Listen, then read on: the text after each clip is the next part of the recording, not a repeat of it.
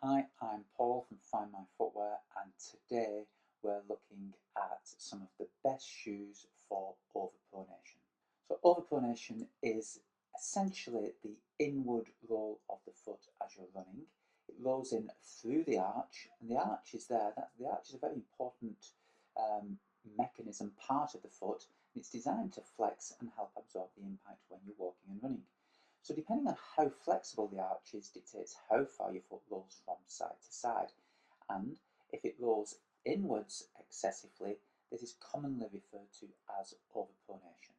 So shoes designed to help prevent or reduce excessive inward roll are commonly known as support type shoes, and we're going to look at 6 of the best around. Starting off with the Brooks Glycerin GTS22. The Glycerin 22, the latest model in the Glycerin range from the brand, features the new DNA-tuned midsole. DNA tuned is a nitrogen-infused foam. Nitrogen, a single molecule injected into the midsole, that creates different sized cells which allow it to squash and absorb the impact. It does create a very a springy, responsive, and durable foam. And in the glycerin, we have larger cells in the heel, which create more cushioning, smaller cells in the forefoot, which create a more responsive toe off, and for support, we have the guide rail system. So the guide rails are these stripe sections on the side, medial side of the shoe here, and on the lateral side, and they extend the cushioning up around the rear foot, and that creates a support. The foot sits inside this scooped cup section of the shoe, provides excellent support. Now the glycerin is one of my favourites in the support type category, purely because it suits a lot of people, whether your foot rolls in or out. It sits neutrally within the shoe, great support, and it's a very plush ride. So if you want a great combination of cushioning, responsive feel, and support that works in a dynamic manner for a variety of foot types, then the glycerin is a very good option. From ASICS, their range-topping support category shoe is the Gel Kano 32. Been around for a very long time, the 32nd iteration of this model, and it is well known for being a highly cushioned and highly supportive support shoe for overpronators. Well, this version isn't quite as rigid um, or kind of controlling or supportive as models of the shoe from a few years ago, but it is still in the support type category, but it works in a slightly different manner. The Kano has always offered lots of cushioning and support, and this model's no different. We've got 40 millimeters of stag, and it's the FF Blast Plus foam midsole. It's a very smooth riding shoe. In this model, they've upped the cushioning a little bit in the forefoot, so it feels very soft in the forefoot and a nice smooth toe off. Support comes from their 4D guidance system. Now, in the past, medial posts like this have been constructed from a firmer, more dense material. In the Kayano, we now have a more springy, responsive material to create the posting. ASICS aren't referring to it as a medial post, but essentially the idea is as the foot does want to roll in, the arch collapse a little bit, the 4D guidance system will spring it out of that overpronated state, keep it neutral. It works very well. It's not for the type of runner that needs a high degree of support, but for mild to moderate support works very well. But above all, the Kayano is about a plush fitting upper, really nice, smooth, soft cushioning, and just an all-round luxurious feel to the shoe. From Saucony, we have the Guide 18. Now, first up, this is a great value shoe. It is the cheapest shoe in this lineup, but it performs most effectively, or one of the most effectively, in terms of controlling overpronation for a lot of people. And what's interesting about this shoe, whilst we have a lot of the Power Run foam throughout the shoe, we don't have any medial post at all, no external or no obvious support type features. As the name suggests, it guides the foot forward, and it does that basically by the nature of the way the shoe's sculpted in the heel, both in length and across the width of the shoe, and the rocker toe off. Also, it's a little bit straighter lasted through the arch, and within the shoe, it's kind of sculpted so it really does guide the foot forward very smoothly, keeps it in neutral. If you're someone that requires support but sometimes has issue with posts or parts of the shoe on the medial side causing irritation, then this is a great shoe to go for, because really a lot of people put the shoe on, don't notice the support in it, yet it works very effectively, and it's a shoe they can just pull on and go and it does the job.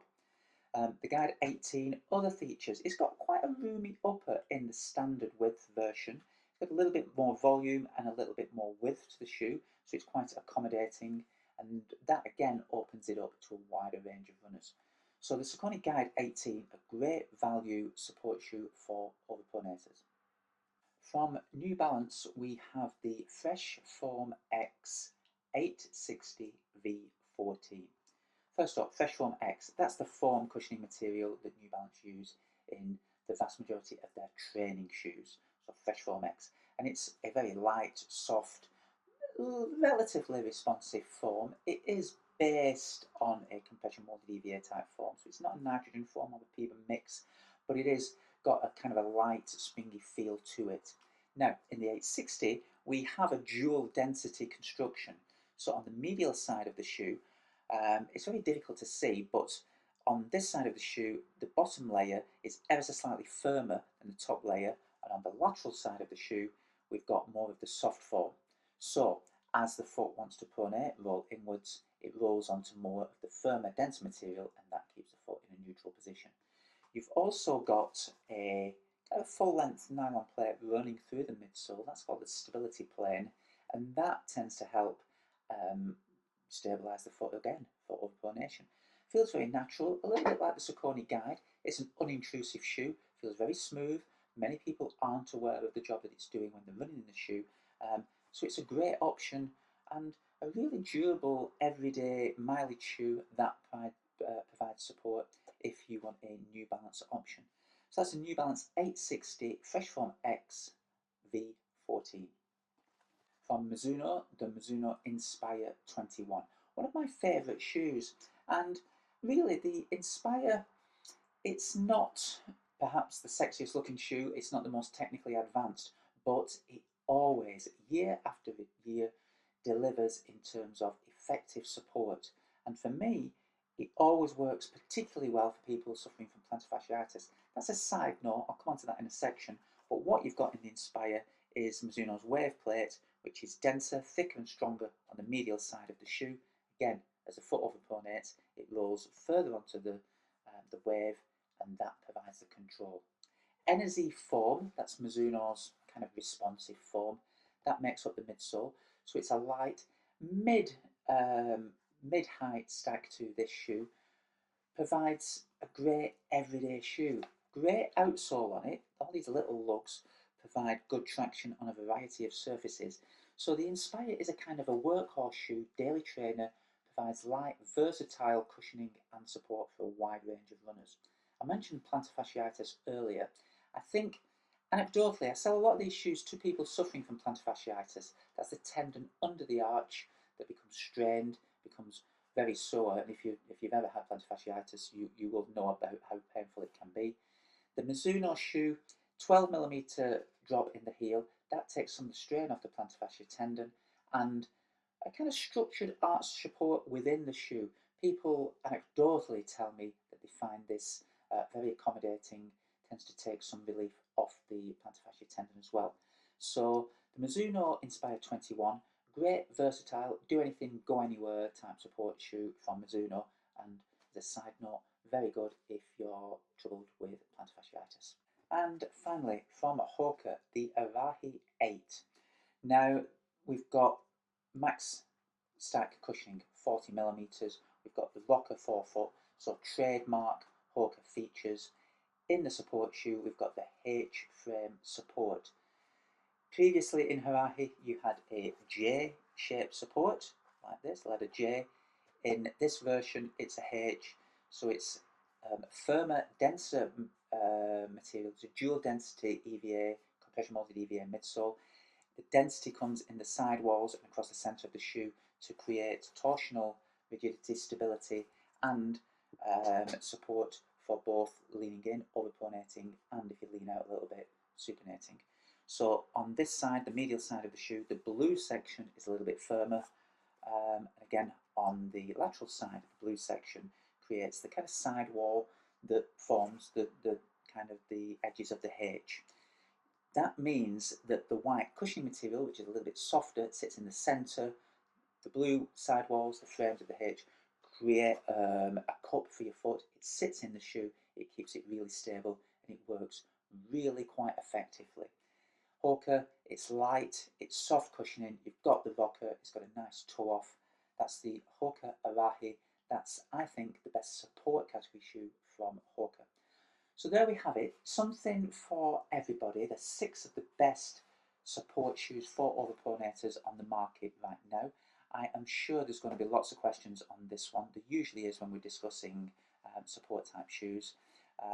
People that overpronate tend to be a little bit more susceptible to injury. But if you've got any questions, please do pop them in the comments down below. Please give the video a thumbs up, share it with your friends, and if you wouldn't mind, please subscribe to the channel. We would really appreciate that. So this is Find My Footwear, and we'll see you again very soon.